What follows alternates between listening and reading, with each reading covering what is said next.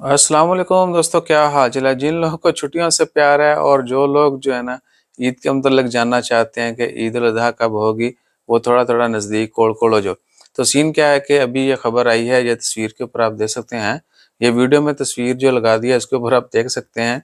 Oman में astronaut जो हैं उनके मुताबिक एक्सपेक्टेड है कि ईद उल अजहा वो 28 जून बरोज़ बुध होगी।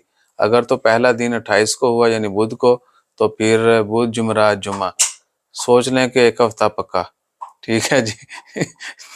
ये एक हफ्ते की छुट्टियां जो ना या 9 दिन की वो पक्की।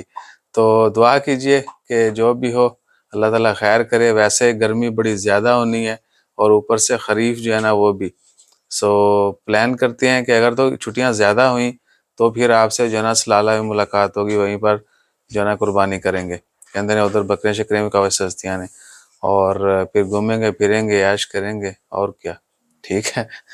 तो छुट्टियों वाले जो है ना वो तैयार हो जाएं, और हो सकता है कुछ लोग दुआ भी करेंगे कि उस्ताद जी मंगल दी हो जाए, आगे जो है ना कन्फर्म 9 छुट्टियां बन जान।